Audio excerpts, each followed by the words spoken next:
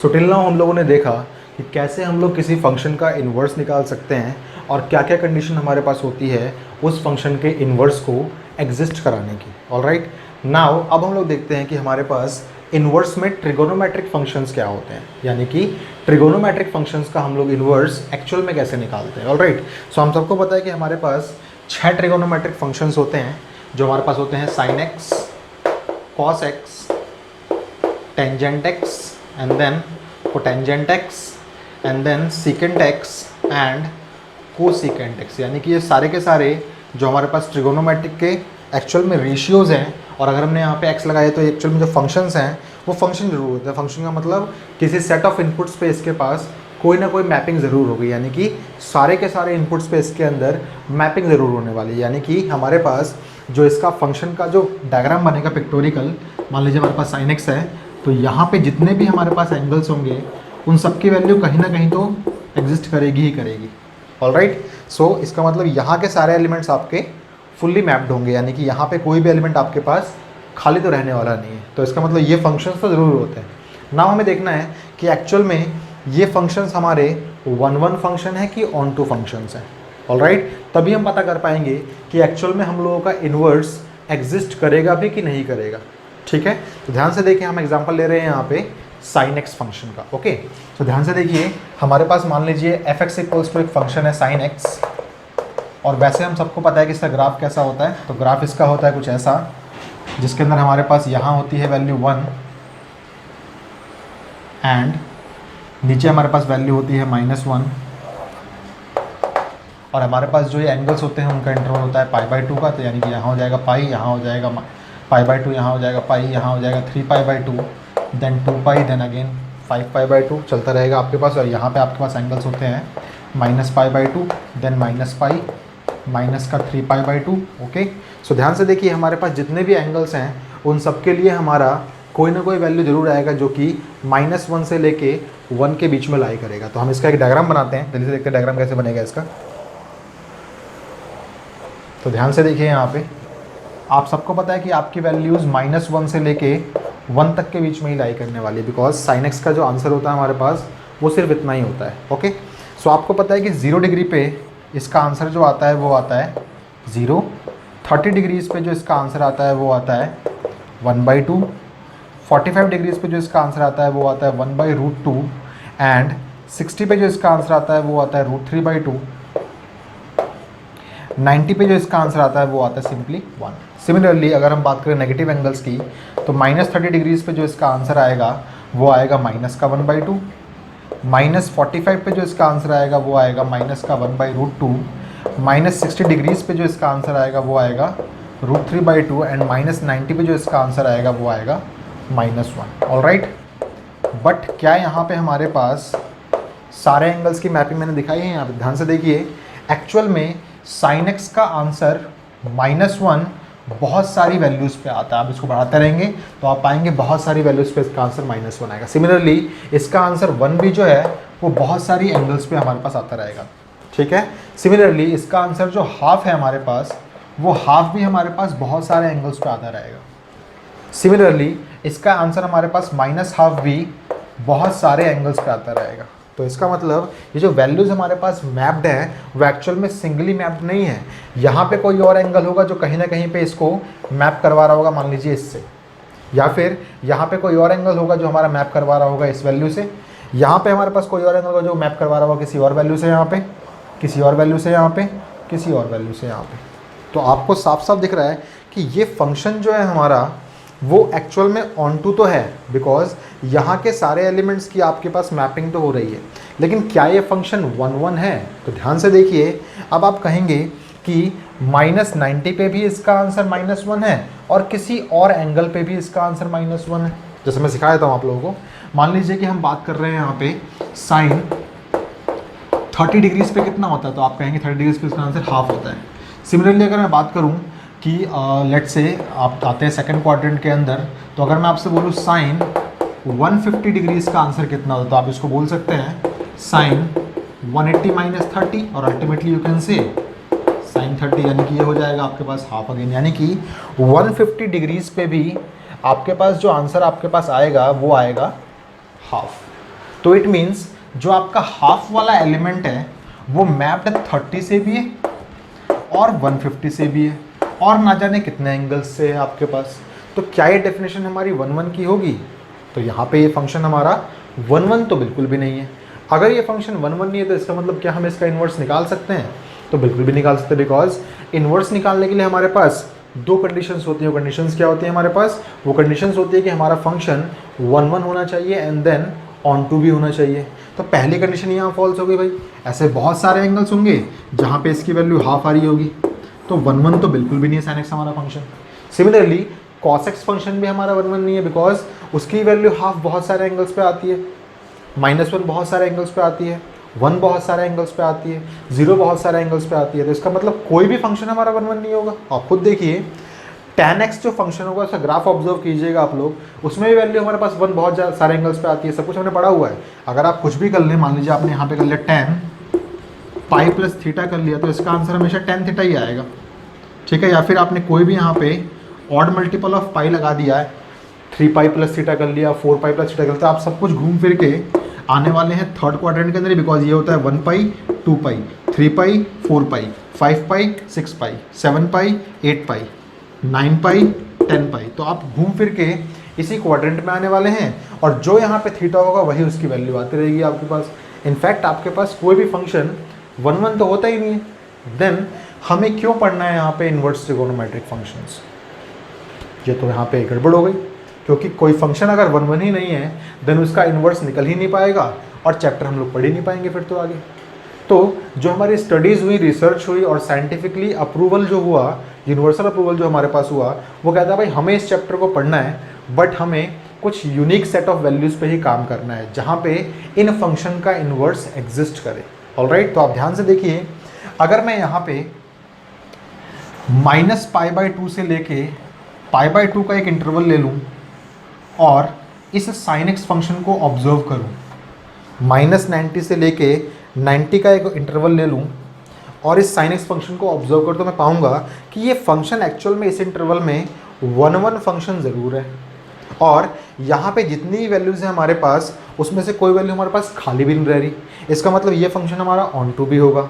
और अगर ये फंक्शन 1 1 है और ऑन टू है किसी एक स्पेसिफिक इंटरवल के अंदर, देन हम बोलेंगे उस इंटरवल के अंदर हमारे उस फंक्शन का इन्वर्स ज़रूर एग्जिस्ट करेगा और फिर हम लोग फर्दर स्टडीज़ कर सकते हैं उसके अंदर।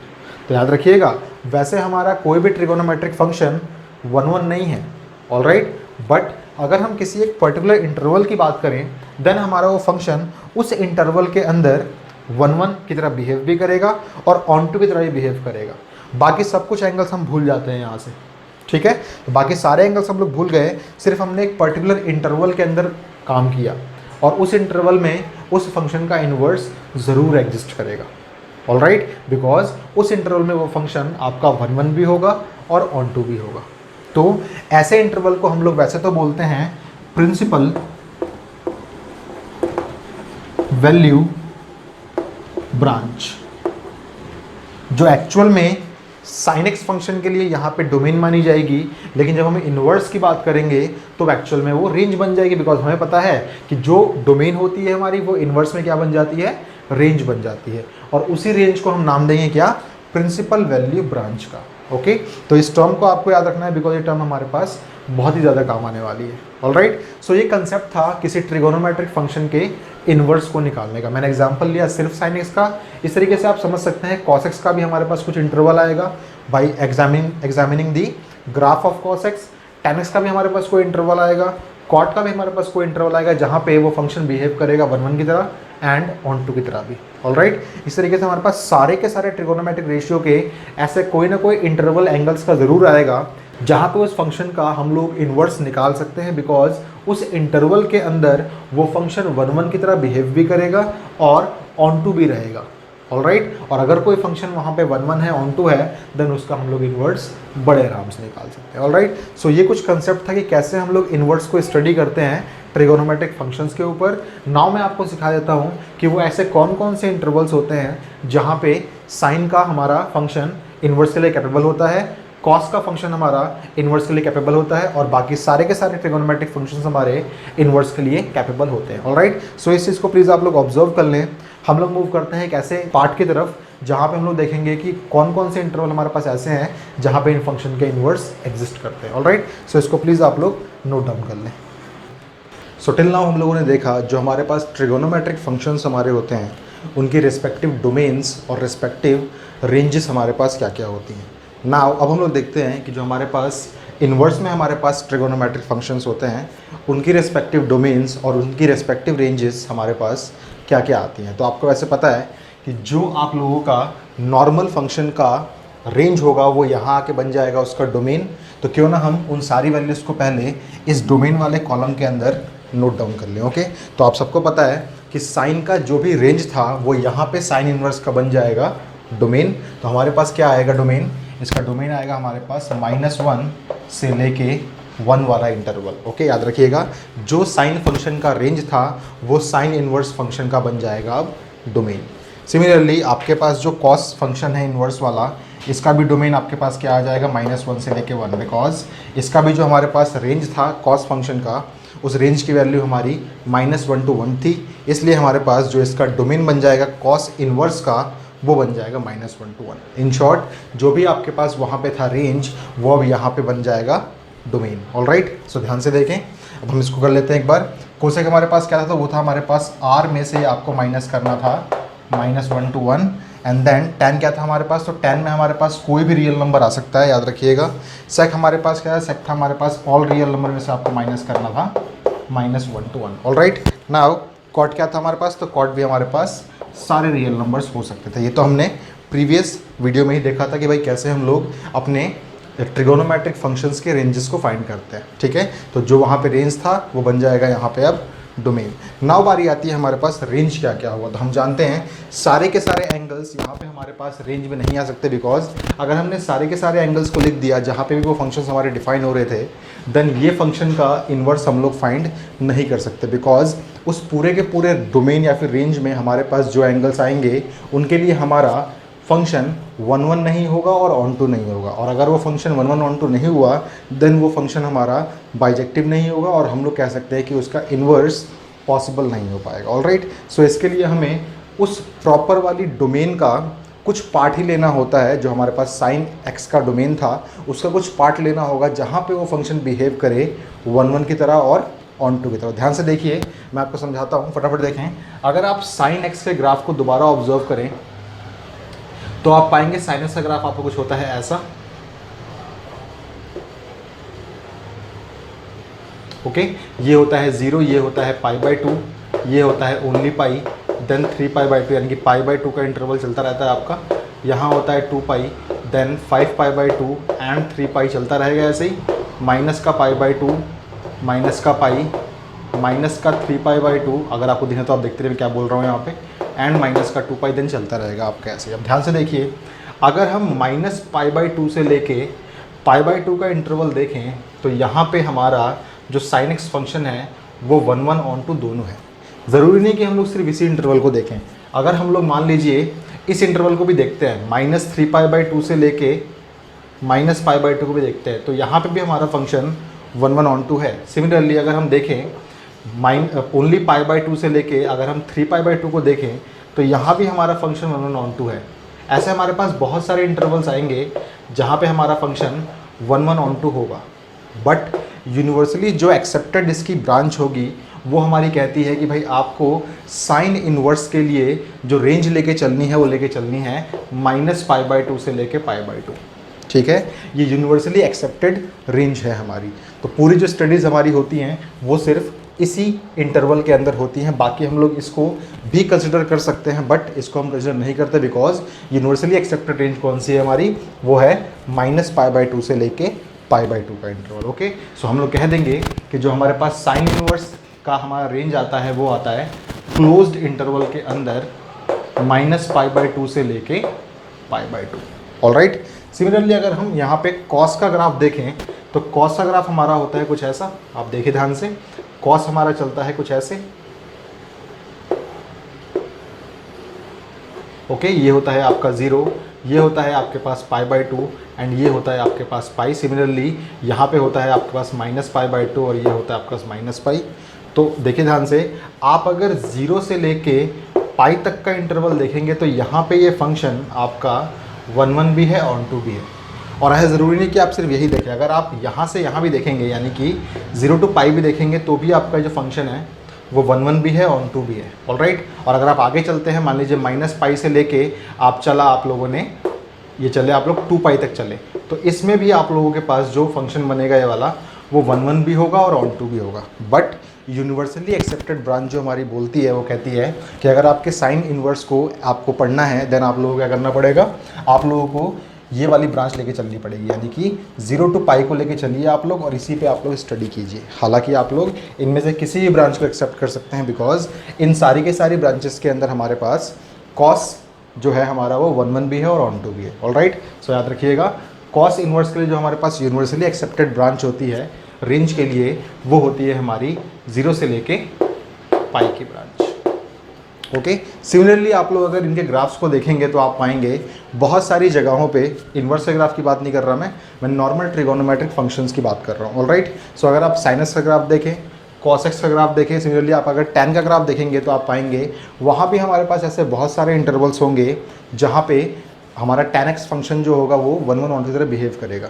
बट हम लोग सबको लेके नहीं चलेंगे, हम लोग लेके चलेंगे सिर्फ यूनिवर्सली एक्सेप्टेड ब्रांच को। ऑलराइट, सो ध्यान से देखिए, मैं आपके लिए टैन का भी एग्जांपल ले लेता हूँ एक बार। सो प्लीज़ ध्यान से ऑब्जर्व कीजिए। यहाँ पे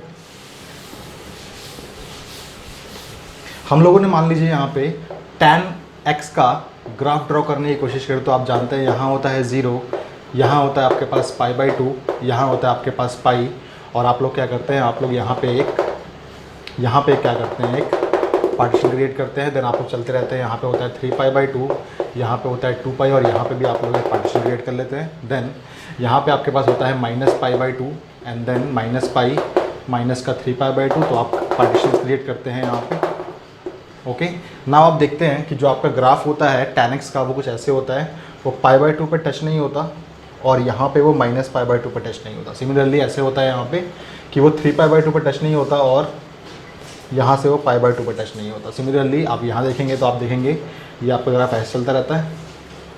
तो यहाँ पे भी आपके पास बहुत सारे वैल्यूज़ ऐसी हैं, ब्रांचेस ऐसी हैं जहाँ पे tan इनवर्स जो फंक्शन है वो 1 की तरह बिहेव करेगा और ऑन टू की तरह बिहेव करेगा। चाहे आप -π/2 से लेके π/2 का इंटरवल ले लें, बट याद रखिएगा यहाँ पे वैल्यू डिफाइंड नहीं होती, इसलिए आप इसको ओपन ब्रैकेट पे रखेंगे। या फिर आप -3π/2 से लेके माइनस का π/2 ले लें, या फिर आप π/2 से लेके 3π/2 के ब्रांच ले सकते हैं। तो इन किसी भी वैल्यू के अंदर आपका जो tan फंक्शन है वो 1 भी होता है और ऑन टू भी होता है। इट मीन्स आप इनमें से कोई सी भी ब्रांच को एक्सेप्ट कर सकते हैं इस इन्वर्स के लिए रेंज के अंदर। बट यूनिवर्सली एक्सेप्टेड ब्रांच क्या है हमारी, तो वो है हमारी -π/2 से लेके π/2, और ये हमारा ओपन किस लिए होता है, बिकॉज tan हमारा π/2 पे डिफाइंड नहीं होता और -π/2 पे भी डिफाइंड नहीं होता, इसलिए। ठीक है, ऑलराइट। सो ध्यान से देखिए आप लोग, इस तरीके से आप सारे अगर ग्राफ्स को ऑब्जर्व करेंगे तो आप पाएंगे जो इनमें यूनिवर्सली एक्सेप्टेड ब्रांचेस होती हैं वो कुछ ऐसे होती हैं। साइन की हमारी होती है -π/2 से लेके π/2। सिमिलरली कोसेक की हमारी होती है -π/2 से लेके π/2 ही होती है, बट यहाँ से हमें उस वैल्यू को हटाना होता है जहाँ पे कोसेक हमारा अपॉन में 0 यानी कि नॉट डिफाइंड बन जाए। अब कोसेक हमारा होता है 1 अपॉन में साइन, तो हम जानते हैं साइन 0 कब बनेगा, वो बनता है 0 डिग्री के एंगल पे, इसलिए हम लोग इस इंटरवल में से 0 वाले एंगल को यहाँ से हटा देंगे। ओके, ऑब्जर्व करना छोड़ देंगे। ऑलराइट, नाउ tan हमारा होता है -π/2 टू π/2 ओपन इंटरवल के अंदर। सिमिलरली कॉस हमारा होता है 0 से लेके पाई, और ऐसे ही हमारा सेक भी होगा।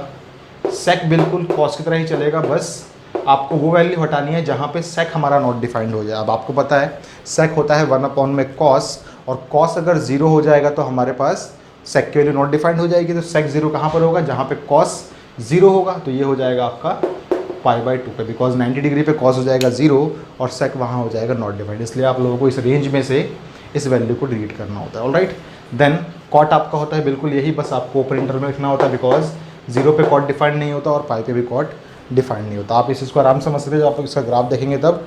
इसे ग्राफ को आप लोग ऑब्जर्व कीजिए और देखेंगे आप लोग कि ये सारी की सारी वैल्यूज़ आप लोग भी इजीली निकाल सकते हैं। ठीक है, और अगर आप लोगों को ग्राफ नहीं भी याद और आप चाहते हैं इन वैल्यूज़ को याद करना, देन मैं आपको बताता हूँ तरीका एक। आप सिर्फ साइन की वैल्यू को याद रखिए एंड देन कॉस की वैल्यू को याद रखिए, उसके बाद आप लोग सारी की सारी चीज़ों को अपने आप ही निकाल लेंगे। देखिए कैसे, आपके पास साइन की वैल्यू होती है -π/2 से लेकर π/2, जो इसकी स्पेसिफिक रेंज होती है, ठीक है। इसको आप और क्या बोलते हैं, इसको आप बोलते हैं principal value and then branch. Okay, तो इस नाम को हम लोग बहुत ज़्यादा यूज़ करेंगे अपने इस चैप्टर के अंदर। तो साइन इनवर्स की जो हमारी प्रिंसिपल वैल्यू ब्रांच होती है वो होती है -π/2 टू π/2, ऑलराइट। और याद रखिएगा कोसेक की भी हमारी बिल्कुल यही होती है, बिकॉज कोसेक क्या होता है, साइन का रेसिप्रोकल होता है, ऑलराइट। बिल्कुल यही होती है, बस हमें वो वैल्यू निकालनी है यहाँ से जहाँ पे साइन हमारा 0 होता है। तो साइन हमारा 0 पे ही 0 होता है, हालांकि हमारे पास बहुत सारे एंगल्स होते हैं, बट आपको सिर्फ वही एंगल देखना है जो इसमें बिलोंग कर रहा है। ओके, तो इसमें हमारे पास 0 डिग्री वाला एंगल बिलोंग कर रहा है, जहाँ पे 0 होता है साइन हमारा, तो हमने 0 को यहाँ से हटा दिया। ओके, एंड देन tan हमारा क्या होता है, tan हमारा हूबहू साइन होगा, बस उस वैल्यू को वहाँ से हटाना है आपको जहाँ पे cos आपका 0 बन जाता है। तो आपको पता है cos 0 कहाँ बनता है, तो cos 0 बनता है -π/2 पे एंड π/2 पे, इसलिए आप लोगों ने -π/2 को इंक्लूड नहीं किया और π/2 को भी इंक्लूड नहीं किया, ठीक है। सिमिलरली आप बस cos को याद रखिए यहाँ से, तो cos की वैल्यू हमारी जो होती है प्रिंसिपल वैल्यू ब्रांच, वो होती है 0 से लेके पाई। अब sec की भी हूबहू यही होगी, बस क्या हटाना है आपको, वो वैल्यू जहाँ पे cos हमारा होता है 0, तो cos हमारा 0 होता है π/2 पे, जो सिर्फ इसमें है। हालांकि हमारे पास बहुत सारी वैल्यूज़ ऐसी होती है, लेकिन आपको सिर्फ वही चीज़ हटानी है जो ऊपर cos में आ रही हो आपके पास, ठीक है। और cot का क्या हो जाएगा आंसर, cot का आंसर हूबहू यही हो जाएगा, बस ये ओपन इंटरवल्स में आ जाएंगे आपके पास, बिकॉज cot क्या होता है, वो होता है साइन cos अपॉन साइन, और जहाँ पे भी साइन आपका 0 होगा वहाँ से हटाना पड़ेगा आपको। तो साइन 0 पे 0 होता है और पाई पे भी 0 होता है, तो आपने वो दोनों वैल्यूज़ यहाँ से वैनिश आउट कर दी। ओके, सो ये कुछ तरीके थे इन क्वेश्चंस के रेंजेस को, या फिर हम बोलें प्रिंसिपल वैल्यू ब्रांच को फाइंड करने के। ये बहुत ही इंपॉर्टेंट है और बिल्डिंग एलिमेंट है हमारा, ताकि हम आने वाले क्वेश्चंस को ईजिली सॉल्व कर पाएँ। ओके, तो मैं आपके लिए फटाफट इसको दोबारा करा देता हूँ, आप इसको लर्न कीजिए मेरे साथ। साइन इनवर्स x का जो हमारे पास आंसर होगा वो होगा -π/2 से लेके π/2। यही आंसर हमारा होगा कोसेक इनवर्स का, बस माइनस में हो जाएगा यहाँ पे 0, और यही आंसर होगा हमारे tan का, बस ये आ जाएंगे ओपन इंटरवल के अंदर और ये चीज़ यहाँ से हट जाएगी। सिमिलरली कॉस इनवर्स का हमारा आंसर होगा 0 टू लेके पाई क्लोज्ड में। यही आंसर हमारा होगा सेक का, बस यहाँ से आपको माइनस करना है π/2, और यही आंसर होगा हमारा कॉस का, बस ये चीज़ आ जाएगी हमारी ओपन इंटरवल में और ये चीज़ यहाँ से हट जाएगी। कितना इजी है करना, आप सिर्फ साइन को याद रखें, आप सिर्फ कॉस को याद रखें, बाकी सब कुछ आप आराम से निकाल सकते हैं। तो ये टेबल बहुत इंपॉर्टेंट है, इसको आप लोग प्लीज़ बाय हार्ट कर लीजिए। इन सारी की सारी प्रिंसिपल वैल्यूज ब्रांच आपके टिप्स पे होनी चाहिए, ताकि आप फर्दर क्वेश्चंस को सॉल्व कर पाएँ। ओके, सो ये चीज़ को प्लीज़ आप लोग ध्यान से नोट डाउन कर लीजिए।